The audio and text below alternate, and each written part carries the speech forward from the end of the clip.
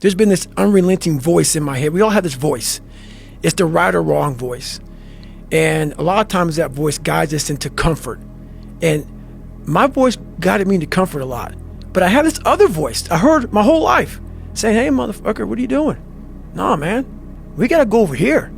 We got to go over here to that rock pile over in the fucking corner where nobody's at. That's where victory's at. We're over there in that corner. So this voice was giving me all these answers. I wasn't a real smart kid growing up, but I had this crazy voice in my head saying, over there is where the fucking answers are. And I wouldn't listen to it because over there was pain. Over there was me looking in the mirror. Over there was me being accountable for all these things that went through my life. Even though people put them on me, it's now mine to own. And I didn't want to go over there by myself, but I had to. And this voice was guiding me there. You grow up and you make game-winning shots and it's awesome. You come back the next day and miss a game-winning shot and it's misery.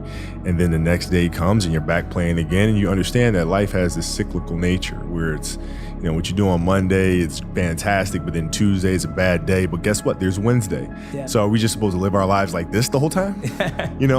Versus just staying like this and understanding that it's really just a journey of evolution every day. It's just constant improvement, constant curiosity, constantly getting better.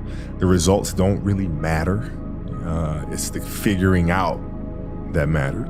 Every time you make a status shift as you move upwards, of course you have imposter syndrome, because when you first make a transition into a new role, you are an imposter because you're a beginner. You don't know what you're doing.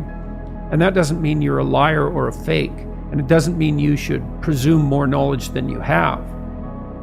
What did Nietzsche say? Every great man is an actor of his own ideal.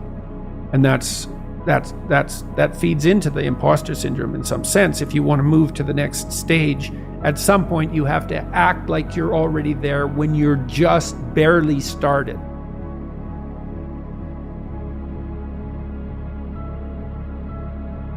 Like, I never forget, I was on a podcast one time, and this dude goes, you were blessed with a strong mind.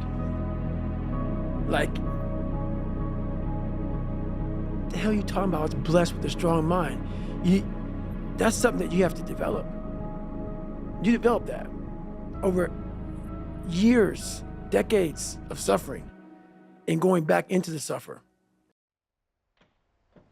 So my time compression of when I thought I should start doing something and when I started doing it, over time it's just compressed to the point where it's like the moment I think that I need to start doing it, sometimes I just start it, because then what happens, I get this open loop. And so rather than complete work because a lot of people are like, I want to complete it at this really nice clean point. Stop halfway through the sentence because it'll drive you mad. A lot of people, it's hard to imagine, but you have to learn how to fail. Because I'm going to explain this to you. I had big dreams. A lot of us have big dreams, big goals.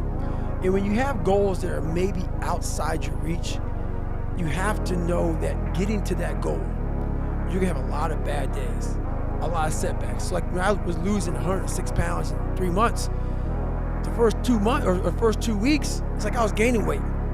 I would lose a pound, gain 2. So I was just failing. I kept failing and kept failing and kept failing. So I had to teach myself how to fail right.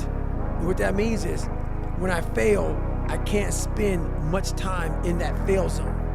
I have to be able to get up and get after the next day just as fast, because my goals were to be a Navy SEAL. I don't have time to stay here and feel bad for myself for weeks and months and years, because I'll lose that time.